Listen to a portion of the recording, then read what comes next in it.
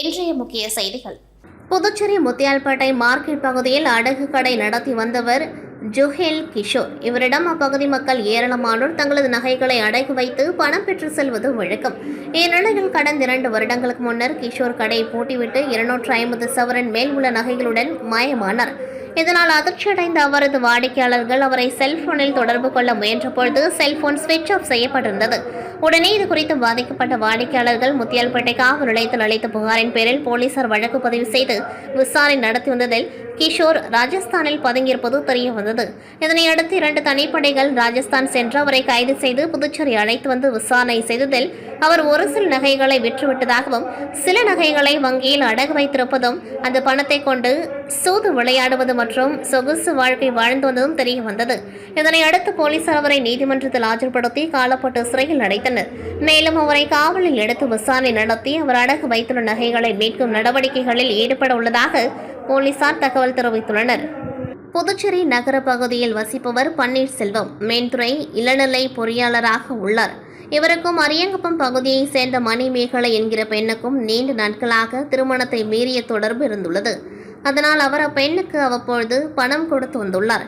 இந்த நிலையில் கடந்த சில தினங்களுக்கு முன்பு மணிமேகலை தனது தோழிகளான சுலோக்ஷனா மற்றும் சுகந்தி ஆகியோரை அறிமுகம் செய்து வைப்பதாகவும் இதில் சுகந்தி உடன் உல்லாசமாக இருக்கலாம் என ஆசை வார்த்தை கூறி பன்னீர்செல்வத்தை ரெட்டியார்பாளையம் புதுநகரில் உள்ள சுலோக்ஷனா வீட்டுக்கு அழைத்து சென்று அவரை வீட்டிற்குள் அனுப்பி வைத்து அவர் சென்று விட்டார்.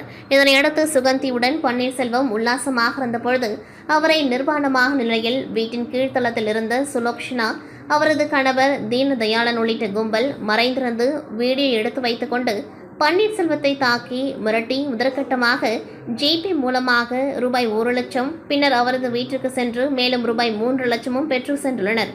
பின்னர் இது குறித்து பன்னீர்செல்வம் தனது கள்ள காதலியான மணிமேகலையுடன் முறையிட்டுள்ளார். அதற்கு அப்பாவி போல் நடித்த மணிமேகலை, இனி அவர்கள் உங்களிடம் வர மாட்டார்கள், அந்த நிர்வாண வீடியோவையும் டெலீட் செய்ய கூறி விடுகின்றேன், அதற்கு தன்னிடம் ரூபாய் 2 லட்சம் தாருங்கள், பிரச்சனை சரியாகிவிடும் என கூறியுள்ளார். இதனை நம்பிய பன்னீர்செல்வம் மணிமேகலைக்கு ரூபாய் 2 லட்சம் பணம் கொடுத்துள்ளார். இதனைத் தொடர்ந்து கடந்த திங்கட்கிழமை அன்று ரவுடியான தீனதயாளன் பன்னீர்செல்வத்திற்கு போன் செய்து வழக்கு செலவுக்கு ரூபாய் 5 லட்சம் உடனடியாக வேண்டும் என்றும் தனது மனைவி சுலோக்ஷனாவை வீட்டுக்கு அனுப்பி வைப்பதாகவும் அப்படி தரவில்லை என்றால் நிர்வாண வீடியோவை குடும்பத்தினருக்கு அனுப்புவதாக மிரட்டியுள்ளார். இதில் மன உளைச்சல் அடைந்த பன்னீர்செல்வம் செய்வதறியாமல் தனது மனைவியிடம் நடந்தவற்றை கூற இருவரும் உதயஞ்சாலை காவல் நிலையத்திற்கு தகவல் தெரிவிக்க அவர்கள் பன்னீர்செல்வம் வீட்டை சுற்றி மாறுவிடத்தில் இருந்தனர். இதனிடையே பணம் பெற சுலோக்ஷனா பன்னீர்செல்வத்தின் வீட்டுக்கு வர மறைந்திருந்த போலீசார் அவரை கையும் களவுமாக பிடித்து காவல் நிலையம் அழைத்து சென்று விசாரணை செய்ததில் தனது தோழி மணிமேகலை பன்னீர்செல்வத்திடம் நிறைய பணம் உள்ளதாகவும் அதில் ரூபாய் 20 லட்சம் வரை விரட்டி வாங்கிக் கொள்ளலாம் என திட்டம் தீட்டி இச்செயலில் ஈடுபட்டதாகவும் இதற்காக தனது கணவர் தீனதயாளன் அவருடைய நண்பர்களான பிரபல ரவுடிகள் ரங்கராஜ் என்கின்ற புளியங்கொட்டை மற்றும் ஷாருக்கானை வைத்து இத்திட்டத்தை செயல்படுத்தியதாக தெரிவித்தார். இதனையடுத்து சம்பவம் நடந்ததும் ரெட்டியார்பாளையம் காவல் நிலைய சரகம் என்பதால் வழக்கை அங்கு மாற்றம் செய்த போலீசார் மணிமேகலை, சுகந்தி, சுலோக்ஷனா, தீனதயாளன் மற்றும் ஷாருக்கான் ஆகியோரை கைது செய்த போலீசார் அவர்களிடமிருந்து ரூபாய் 3 லட்சம் பணத்தை பறிமுதல் செய்து கைது செய்யப்பட்ட 5 பேரையும் நீதிமன்றத்தில் ஆஜர்படுத்தி காலப்பட்டு மத்திய சிறையில் அடைத்தனர். மேலும் இவ்வழக்கில் தலைமறைவாக உள்ள பிரபல ரவுடி ரங்கராஜை தனிப்படை அமைத்து போலீசார் தேடி வருகின்றனர். உலகெங்கும் வாழும் மக்களின் அன்பையும் நன்மதிப்பையும் பெற்ற கத்தோலிக்க திருச்சபையின் தலைவர் புனித திருத்தந்தை போப் பிரான்சிஸ் அவர்கள் கடந்த 21ஆம் தேதி திங்கட்கிழமை உடல்நலக் குறைவால் காலமானார். அவரின் இறுதிச் சடங்கு இன்று வாடிக்கன் நகரில் நடைபெற்றது. இதனை ஒட்டி அவருக்கு அஞ்சலி செலுத்தும் வகையில் இரங்கல் திருப்பலி புதுச்சேரி மிஷன் வீதியில் உள்ள புனித ஜென்மராகனி அன்னை பேராலயத்தில் புதுச்சேரி கடலூர் பேராயர் பிரான்சிஸ் காலஸ் தலைமையில் நடைபெற்றது. திருப்பலியை தொடர்ந்து மறைந்த போப் பிரான்சிஸ் திரு உருவப்படத்திற்கு இறுதி அஞ்சலி செலுத்தும் நிகழ்ச்சி நடைபெற்றது. இதில் புதுச்சேரியில் உள்ள தேவாலயங்களை சேர்ந்த பங்கு தந்தைகள், குருக்கள், துறவியர்கள், இறைமக்கள் கலந்து கொண்டு மறைந்த போப் பிரான்சிஸ் திரு உருவப்படத்திற்கு மலர் தூவி அஞ்சலி செலுத்தினர்.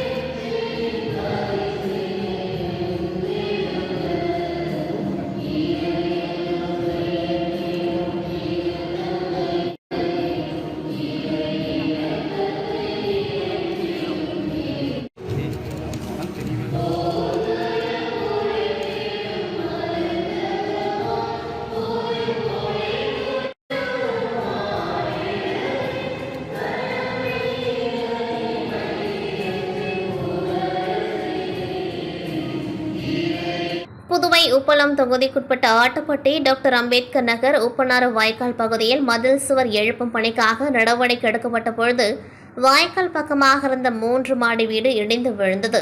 இந்த வீடு புதுச்சேரி குடிசை மாற்று வாரியத்தின் மூலம் முதல் தவணையாக ரூபாய் 40,000 உதவித்தொகை பெறப்பட்டிருந்தது. அதை வைத்து கஷ்டப்பட்டு வீடு கட்டியிருந்தனர். வீடு இடிந்ததால் இந்த வீட்டு உரிமையாளர்கள் தற்காலிகமாக முதலமைச்சர் வழங்கிய இடத்தில் தங்கியுள்ளனர். இந்நிலையில் வீடும் உடைமைகளும் இழந்தவர்களின் நலனை கருத்தில் கொண்டு உப்பளம் தொகுதி சட்டமன்ற உறுப்பினர் ஆணிபால் கனடி அவர்கள் முதலமைச்சர் அவர்களிடம் பிப்ரவரி மாதத்தில் மனு அளித்தார். அதில் குடிசை மாற்று வாரியத்தில் உள்ள மனப்பட்டாவை அவர்களுக்கு வழங்கி ஆதி திராவிட நலத்துறையின் வீட்டு மானியத்துடன் இலவசமாக மனைப்பத்திரம் வழங்க நடவடிக்கை எடுக்க கோரினர். இதனை அரசு ஏற்று குறித்த குடும்பத்தினருக்கு குடிசை மாற்று வாரியம் மூலம் இலவச மனைப்பத்திரம் வழங்கப்பட்டது. இதனை சட்டமன்ற உறுப்பினர் பயனாளிகளிடம் திமுக அலுவலகத்தில் அதிகாரிகளை வைத்துக் கொண்டு வழங்கினார்.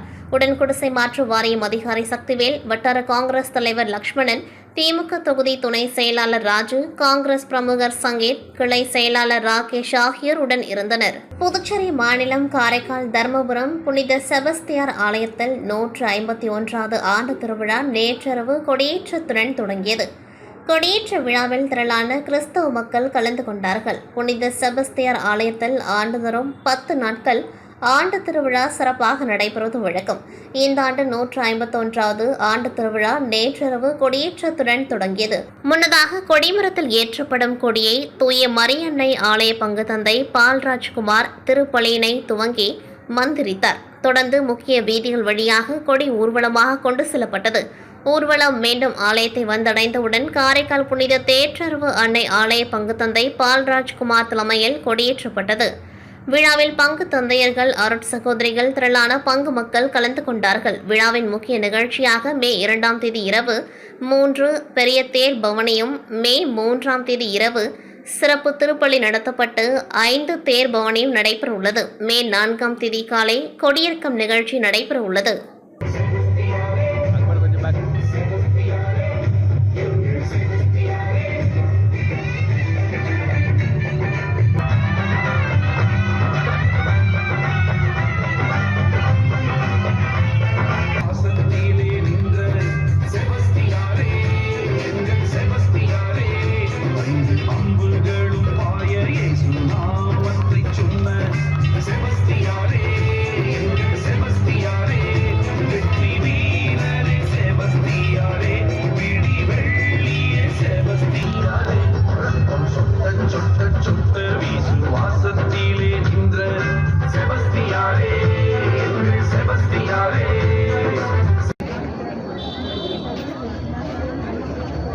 திருப்பலிக்கு தயாராகுங்கள். தயவு செய்து அவரிடத்தில் அமைதியாக நிற்குமாறு உங்களை ஏற்புடையவராக வாழ்ந்து இறை நம்பிக்கையில் உறுதியுடன் நிலைத்து நின்று தனது இன்னுயிரை தன்னின் பாதுகாவலராக கொண்டாடுவது மிகவும் போற்றுவதற்கு உரியது. கடந்த 100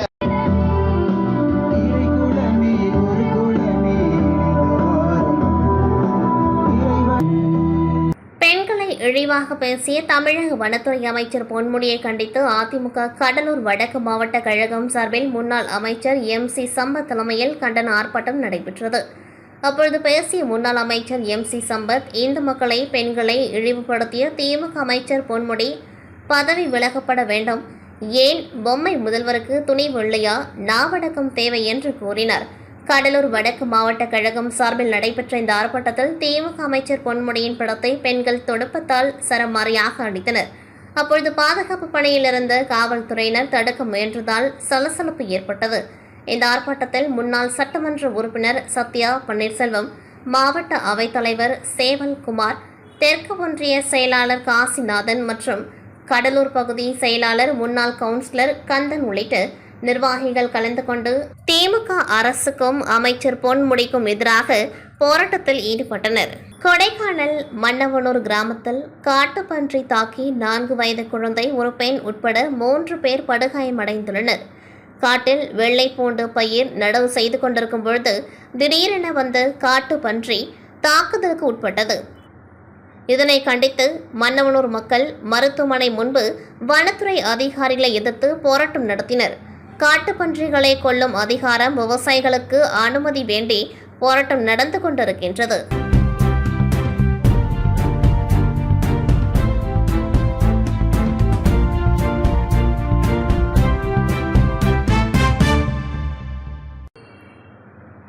புதுச்சேரி காவல்துறை சார்பில் வாரந்தோறும் நடைபெறும் மக்கள் மன்றத்தில் வடக்கு பகுதி, கிழக்கு பகுதி, தெற்கு பகுதி, மேற்கு பகுதி மற்றும் காரைக்கால், மாஹே, ஏனாம், மேலும் போக்குவரத்து, சைபர் கிரைம் காவல் நிலையங்கள் சார்பில் நடத்தப்பட்டு அதில் தரப்படும் புகார்களுக்கு உடனடி தீர்வுகளையும் கண்டுவரும் நிலையில் இன்று சைபர் கிரைம் காவல் நிலையத்தில் நடைபெற்ற மக்கள் மன்றம் முதுநிலை காவல் கண்காணிப்பாளர் நாரா சைதன்யா IPS மற்றும் காவல் கண்காணிப்பாளர் டாக்டர் பாஸ்கர் தலைமையில் நடைபெற்றது. இதில் 30க்கும் மேற்பட்ட பொதுமக்கள் கலந்து கொண்டு புகார்களை தெரிவித்தனர். புகார்களை பெற்றுக்கொண்ட முதுநிலை காவல் கண்காணிப்பாளர் நாரா சைதன்யா IPS அவர்கள் ஆய்வாளர்களான தியாகராஜன் மற்றும் கீர்த்தியிடம் புகார் கொடுத்து இதன் மீது உடனடி விசாரணை செய்து அவர்களுக்கு தீர்வு காணுமாறும் தெரிவித்தார். மேலும் சைபர் கிரைமில் பெறப்பட்ட திருட்டு மற்றும் காணாமல் போன மொபைல்களின் புகார் மீது 3,50,000 மதிப்பிலான மொபைல்களை பறிமுதல் செய்து மேலும் சைபர் கிரைமில் பெறப்பட்ட திருட்டு மற்றும் காணாமல் போன மொபைல்களின் புகார் மீது 3,50,000 மதிப்பிலான மொபைல்களை பறிமுதல் செய்து இன்று நடைபெற்ற மக்கள் மன்றம் நிகழ்வுகளில் மொபைல் உரிமையாளரிடம் ஒப்படைக்கப்பட்டது. மேலும் பொதுமக்களிடத்தில் முதுநிலை காவல் கண்காணிப்பாளர் நாரா சைதன்யா கூறுகையில், பொதுமக்கள் ஆன்லைனில் வரும் எந்த ஒரு விளம்பரமும் அரசாங்க விளம்பரமாகவும் அங்கீகாரம் பெற்ற விளம்பரமாகவும் இருந்தால் அதில் பயன்படுத்திக் கொள்ளவும், அதை தவிர்த்து அறிமுகமில்லாத எந்த ஒரு விளம்பரம் வந்தாலும் அதை யாரும் பயன்படுத்த வேண்டாம் என்றும் பொதுமக்களிடத்தில் கேட்டுக்கொண்டார். இதுபோன்ற விழிப்புணர்வு நிகழ்ச்சிகளையும் புதுச்சேரி சைபர் கிரைம் காவல் நிலையம் சார்பில் செய்து வருவதாகவும், ஆனால் நாள்தோறும் மக்கள் விழிப்புணர்வு இல்லாமல் சைபர் குற்றவாளிகள் விரிக்கும் வலைக்குள் சிக்கிக்கொண்டு பல கோடி பணங்களை இழக்கின்றார்கள். இதுபோன்ற புகார்கள் நாள்தோறும் காவல் நிலையத்துக்கு வந்து கொண்டிருக்கின்றது. ஆனால் பொதுமக்கள் எச்சரிப்புடன் இருந்தால் இதுபோன்ற குற்ற செயல்களை தடுக்கலாம். ஆகையால் பொதுமக்கள் அனைவரும் எச்சரிக்கையுடன் அனைத்து விதமான ஆன்லைன் சைபர் கிரைம் குற்றவாளியிடமிருந்து தப்பிப்பதற்கான விழிப்புடன் இருக்க வேண்டும் என்று கேட்டுக்கொண்டார். புதுச்சேரி சைபர் கிரைம் காவல் நிலைய முதுநிலை காவல் கண்காணிப்பாளர் நாரா சைதன்யா IPS தெரிவித்துள்ளார். புதுச்சேரி அருகில் அமைந்துள்ள வில்லியனூர் தூய லூர்து அன்னை ஆலயம் வரலாற்று சிறப்புமிக்க ஆலயங்களில் ஒன்றாகும். பிரான்சில் உள்ள லூர்து தேவாலயத்திற்கு பிறகு ஆசியாவில் கட்டப்பட்ட 2வது ஆலயமாகும். ஆசிய கண்டத்திலேயே தமிழர் பண்பாட்டின்படி ஆலயத்தின் எதிரே தமிழர் பண்பாட்டின்படி குளம் அமைத்திருப்பது இந்த ஆலயத்தின் தனி சிறப்பு. வில்லியனூர் தூய லூர்து அன்னை ஆலயத்தின் ஆண்டு விழா ஒவ்வொரு ஆண்டும் ஈஸ்டருக்கு பின்னர் 6வது நாளில் துவங்குவது வழக்கம். அதன்படி வில்லியனூர் தூய லூர்து அன்னை திருத்தலத்தின் 148வது ஆண்டு திருவிழா கொடியேற்றத்துடன் இன்று துவங்கியது. காலை 5:30 மணிக்கு அருள்நிறை ஆலயத்தில் சென்னை மயிலை உயர்மறை மாவட்ட மேனாள் பேராயர் சின்னப்பா தலைமையில் திருப்பலி நிறைவேற்றப்பட்டது. தொடர்ந்து லூர்து மாதா உருவம் தாங்கிய திருக்கொடி மாதா திருக்குளத்தை சுற்றி ஊர்வலமாக கொண்டு செல்லப்பட்டது. இதன் பின்னர் முன்னாள் பேராயர் சின்னப்பா திருத்தல முற்றத்தில் உள்ள கொடிமரத்தில் திருக்கொடி ஏற்றினார். அன்றிரவு 7:30 மணிக்கு திருத்தலத்தின் சார்பில் லூர்து அன்னைக்கு வைர கிரீடம் அணிவித்து தேர்பவனி நடக்க உள்ளது. திருவிழா 9 நாளும் தினமும் திருப்பலி, மறை உரை மற்றும் தேர்பவனி நடைபெற உள்ளது. வருகிற மே 3ஆம் தேதி சனிக்கிழமை மாலை பெருவிழா முன்மாலை திருப்பலி நடைபெறுகின்றது. மறுநாள் 4ஆம் தேதி ஞாயிற்றுக்கிழமை ஆடம்பர தேர்பவனி நடைபெறுகின்றது.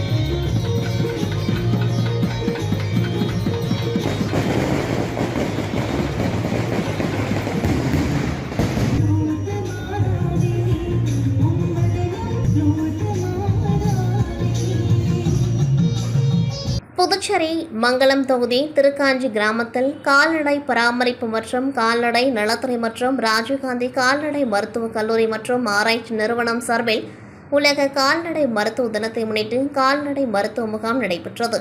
இந்த முகாமில் கால்நடைத்துறை அமைச்சர் தேனி ஜெயக்குமார், கால்நடைத்துறை நலத்துறை செயலர் நெடுஞ்செழியன் ஆகியோர் கலந்து கொண்டு முகாமை துவக்கி வைத்து சிறப்புரையாற்றினர். அப்பொழுது அமைச்சர் பேசுகையில், உருவையாறு, திருக்காஞ்சி ஆகிய பகுதிகளில் கால்நடை மருத்துவர்கள் சரிவர வரவில்லை என குற்றம் சாட்டுகின்றனர். எனவே வாரம் இருமுறை நடமாடும் கால்நடை மருத்துவ வாகனம் வரும். இதுகுறித்து முன்கூட்டியே கால்நடை வளர்ப்பவர்களுக்கு அவரது செல்போனுக்கு மெசேஜ் வரும். அதன் மூலம் கால்நடை விவசாயிகள் வந்து தங்களது கால்நடைகளுக்கு சிகிச்சை பெற்றுக் கொள்ளலாம்.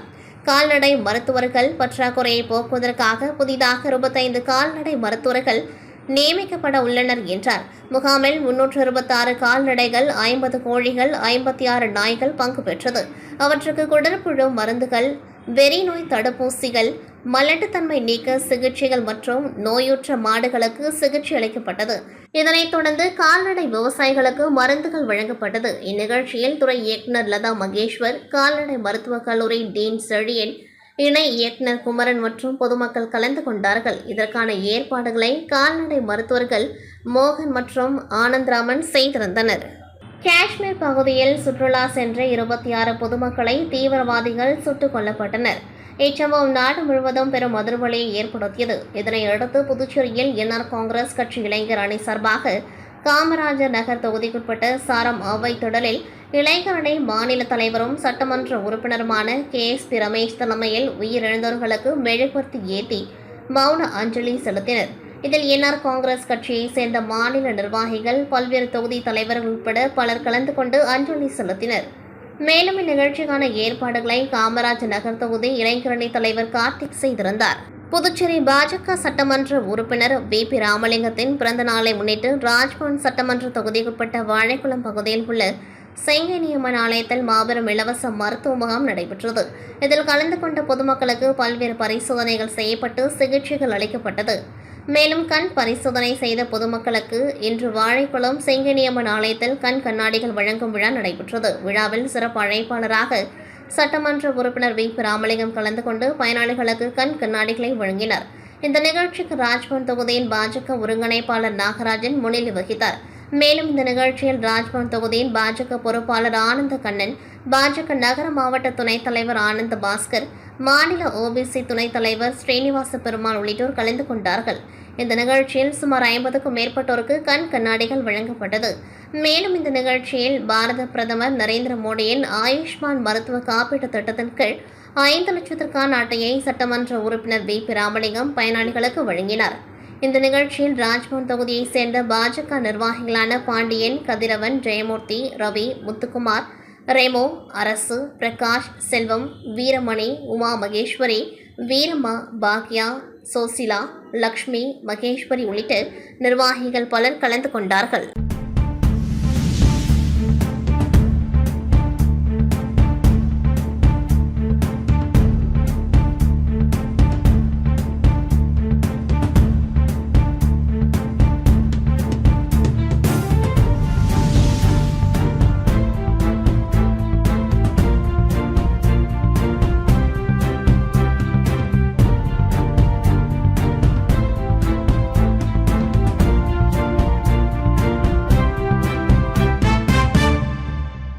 சித்திரை மாதத்தில் அமாவாசைக்கு முன்பு வரும் முதல் பிரதோஷத்தை முன்னிட்டு புதுச்சேரி காந்தி வீதியில் உள்ள வேதபுரீஸ்வரர் ஆலயத்தில் அமைந்துள்ள நந்தீஸ்வரருக்கு பால், தயிர், சந்தனம், வாசனை திரவியங்கள் கொண்டு சிறப்பு அபிஷேகம் நடைபெற்றது. அதனைத் தொடர்ந்து நந்தீஸ்வரருக்கு பூக்கள், சந்தனத்தால் அலங்கரிக்கப்பட்டு சிறப்பு தீப ஆராதனை காண்பிக்கப்பட்டது. இதில் ஏராளமான பக்தர்கள் ஓம் நமச்சிவாய என்று கோஷமிட்டு நந்தீஸ்வரரை வழிபட்டனர்.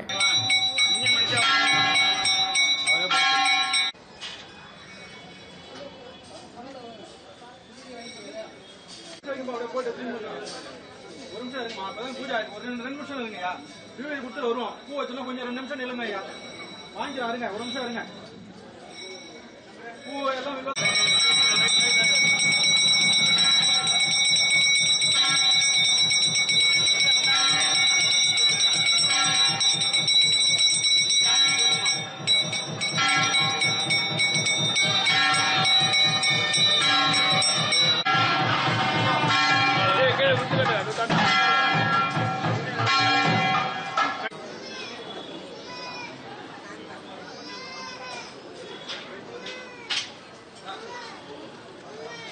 புதுச்சேரி விளையாட்டுத்துறை சார்பில் பள்ளி மாணவர்களுக்கான மாநில அளவிலான ஓட்டப்பந்தயம் மற்றும் தடகள போட்டிகள் இன்று புதுச்சேரி கோரிமேட்டில் உள்ள போலீஸ் ஆயுதப்படை மைதானத்தில் துவங்கியது. இன்றும் நாளையும் நடைபெறவுள்ள இந்த போட்டிக்காக பள்ளி மற்றும் மண்டல அளவில் போட்டிகள் நடத்தி மாநில போட்டிக்கு வீரர்கள் தேர்வு செய்யப்பட்டுள்ளனர். அதில் புதுச்சேரி உழவர்கரை, உள்ளேனூர், பாகூர், காரைக்கால் தெற்கு, காரைக்கால் வடக்கு, ஏனா மற்றும் மாஹே ஆகிய 8 மண்டலங்களில் இருந்து தலா 43 மாணவர்கள், 37 மாணவிகள் என மண்டலத்திற்கு 80 பேர் வீதம் மொத்தம் 650 பேர் பங்கேற்று தங்களின் திறமைகளை வெளிப்படுத்தி வருகின்றனர். போட்டிகள் மாணவ மாணவிகளுக்கு தனித்தனியே 14 வயதிற்குட்பட்டோர், 17 வயதிற்குட்பட்டோர் மற்றும் 19 வயதிற்குட்பட்டோர் ஆகிய பிரிவுகளில் 100, 200, 400, 600, 800, 1500, 3000, 5000 மீட்டர் ஓட்டப்பந்தயம், 4க்கு 100 மற்றும் 4க்கு 400 தொடர் ஓட்டங்கள், உயரம் தாண்டுதல், நீளம் தாண்டுதல், ட்ரிபிள் ஜம்ப், குண்டு எறிதல், வட்டு எறிதல் மற்றும் ரோலர் ஸ்கேட்டிங் போட்டிகள் நடைபெற்று வருகின்றது. இந்த போட்டிகளில் வெற்றி பெறும் மாணவ மாணவிகளுக்கு நாளை பரிசளிப்பு விழா மற்றும் சான்றிதழ் வழங்கும் விழா நடைபெறவுள்ளதாகவும், இந்த சான்றிதழ்கள் மாணவர்கள் சென்டாக் மூலம் மேற்படிப்புக்கு விண்ணப்பிக்கும் பொழுது அவர்களுக்கு இந்த சான்றிதழ் கை கொடுக்கும் என்று இளைஞர் நலம் மற்றும் விளையாட்டுத்துறை திட்ட அதிகாரி சுப்பிரமணியன் தெரிவித்துள்ளார்.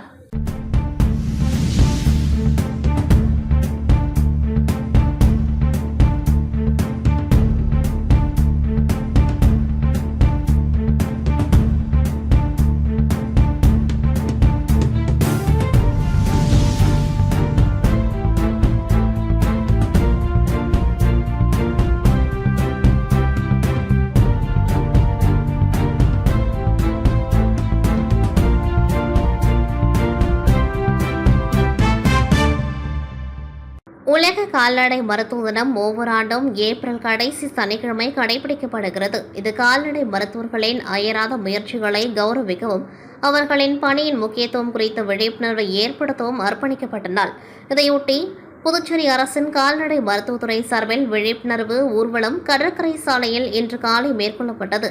இதில் அரசு கால்நடை மருத்துவக் கல்லூரி மாணவ மாணவியர் பங்கேற்றனர். அவர்கள் கையில் கால்நடைகளை பாதுகாக்கும் விழிப்புணர்வு பதாகைகளை ஏந்தி சென்றனர். கடற்கரை காந்தி சிலை அருகே துவங்கிய இந்த ஊர்வலம் முக்கிய வீதிகள் வழியாக சென்று மீண்டும் காந்தி சிலையை வந்தடைந்தது.